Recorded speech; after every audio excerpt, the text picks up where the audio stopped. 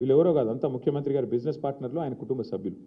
మొత్తం అగ్రిమెంట్లు చేసి పెట్టుకున్నారు. ఇవన్నీ మొత్తం ఈ భూములన్నిటికీ అగ్రిమెంట్లు, వెనకాల ఎంఓయూలు, ఒప్పందాలు అన్నీ కుదుర్చుకున్న తర్వాతనే మళ్ళీ దీని మీద ఆర్ఆర్ ట్యాక్స్ ఉంటుంది. ప్రతి దగ్గర ప్రభుత్వానికి వచ్చేది 30%, మళ్ళీ తర్వాత 60%, 70% రేవంత్ రెడ్డి గారికి, కాంగ్రెస్కు ట్యాక్స్ కట్టాలి, కప్పం కట్టవలసిందే. ఈ లెవెల్లో అంటే ఒక 4-5 లక్షల కోట్ల భూములకు వీళ్ళు పెట్టిన టెండర్ ఇది. నేను అడిగేది ఒక్కటే, మీరు ఆలోచించండి దయచేసి. మొన్న మీరు జూబ్లీ హిల్స్ ఎలక్షన్ చూసినారు. అక్కడ ముస్లిం సోదరులకి శ్మశాన వాటికకి ఇద్దామంటే 2 ఎకరాల జాగలేదు, 2 ఎకరాలు జాగలేదు జూబ్లీ హిల్స్లో.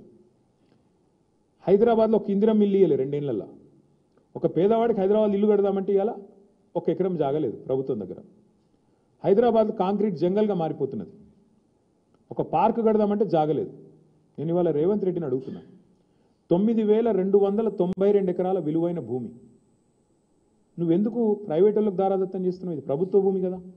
ప్రభుత్వ భూమిని మీరు పారిశ్రామికీకరణ కోసం, పారిశ్రామిక అవసరాల కోసం ప్రైవేట్ వ్యక్తులకు రాయితీ మీద ఇచ్చిన భూమి. ఎందుకు వాళ్ళ కండిషన్ పెడతలేవు? నీకు నిజంగా డబ్బులు కావాలంటే ఓపెన్ మార్కెట్లో ఆక్షన్ పెట్టు, ఓపెన్ మార్కెట్లో ఆక్షన్ పెట్టి వాళ్ళని కూడా పాల్గొనమను. వెనక్కి తీసుకో, క్యాన్సిల్ చేయి. నీకు పరిశ్రమ కోసం కేటాయించినా నువ్వు పరిశ్రమ నడుపుతలేవు కాబట్టి is is null and wide, cancel చేయి, ఓపెన్ భూమిలో ఆక్షన్ పెట్టు. అది పెడతలేడు. రెండోది, హైదరాబాద్లో నీకు ఇల్లు కట్టేందుకు జాగలేదు, పార్కుకు జాగలేదు, ఒక్క ఇందిరం ఇల్లు ఇయ్యలేదు నువ్వు. హైదరాబాద్లో శ్మశానాలకు కూడా దిక్కులేదు జాగా. మరి 9,292 ఎకరాల్లో ఒక 7,000 ఎకరాలు ప్రభుత్వం వెనుకకి తీసుకొని ఇల్లు కట్టి, పార్కులు కట్టి, బ్రహ్మాండంగా శ్మశాన వాటికలకు జాగలి ఇవ్వడం వద్దంటుండా? ప్రజల అవసరాలకు హాస్పిటల్ కడదామంటే జాగలేదు. ఇలా హాస్పిటల్ కట్టాలంటే మనం కొనుక్కోవాలి జాగా. ప్రభుత్వం ఏదైనా కొత్తది ఏదైనా చేయాలంటే కొనుక్కోవాలి. నువ్వేం చేస్తున్నావు?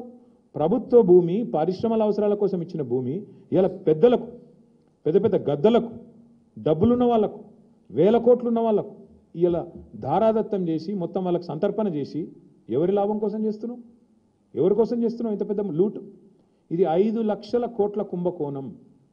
1 కాదు, 2 కాదు, 5 లక్షల కోట్ల విలువ చేసే ఆస్తిని కాజేయడానికి చేస్తున్న పన్నాగం.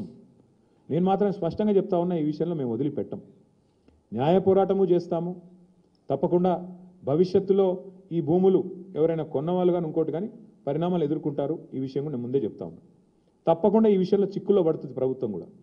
ఇట్లాంటి లూట్ ఎక్కడ జరగలేదు. బాంబేలో, మహారాష్ట్రలో మేము కూడా స్టడీ చేసినాం పాలసీలు ఆనాడు గవర్నమెంట్లో ఉన్నప్పుడు, వీటిని ఎట్లా చేద్దామని. మహారాష్ట్రలో పెద్ద ఎత్తున టెక్స్టైల్ మిల్స్ ఉండేది బాంబేలో, కమలా మిల్స్ అని, ఫినిక్స్ మిల్స్ అని. అక్కడ ఏం చేసినారు తెలుసా? ఇట్లాగే సేమ్ థింగ్, ఊరు మధ్యలోకి వచ్చేసింది మిల్లు. ఏం చేసినారు? వాళ్ళకు ఒక ఆఫర్ ఇచ్చారు, మీరు 50% ల్యాండ్ తిరిగి ఇచ్చేయండి గవర్నమెంట్కి, 50% వాడుకోండి అని చెప్పినారు. మరి నువ్వేం చేస్తున్నావు? 9,292 ఎకరాలు నీ అత్త సొమ్ము అన్నట్టు, నీ అబ్బ సొత్తు అన్నట్టు ఇలా సంతర్పణ చేస్తున్నావు. ఎవరి సొత్తు? ఎందుకు అడుగుతలేవు? వెనుక సగం ఇచ్చేమే అడుగు, డిమాండ్ పెట్టు. 50% land should be given back. కట్టు, అందులో ఇందిరం ఇల్లు కట్టు, హాస్పిటల్ కట్టు, పేదవాళ్లకు మరి బ్రహ్మాండంగా ఇల్లు కట్టి మేము వద్దంటున్నామా? శ్మశాన వాటికలకి, పార్కులు కట్టు. ఇది ఏది వద్దంట. హైదరాబాద్లో ఇంచు జాగా దొరకదు. చూస్తున్నాం, హైడ్రా తెల్లారు లేస్తే రాచకం. ఏది పేదవాళ్ళ మీద 40 గజాలు 30 గజాలు పోయి కులగొడతా ఉంటారు. మరి 9,292 ఎకరాలు నీ అబ్బ సొత్తా, ఏ సొత్తా? ఎట్లిస్తావు నువ్వు ప్రభుత్వ సొత్తును? ఇష్టం వచ్చినట్టు ఎవడికి పడితే వాడికి. ఈ విషయంలో వదిలిపెట్టం, ఊరుకోము. ఇది పెద్ద లూటు. ఇంతకు మించిన దోపిడీ బహుశా భారతదేశంలో ఎక్కడ జరగలేదు. ప్రభుత్వం డైరెక్ట్గా క్యాబినెట్లో పెట్టి ఇవాళ దోచుకునే ప్రయత్నం చేస్తూ ఉంది. మేమేమో 15 రోజుల్లో అనుమతులు పరిశ్రమలకు అందించినాం. నువ్వేం చేస్తున్నావు? 15 రోజుల్లో భూములు అమ్ముకోవడానికి, 15 రోజుల్లో ఇష్టం వచ్చిన వాడికి ఇష్టం వచ్చినట్టు అగ్రిమెంట్లు చేసుకోవడానికి.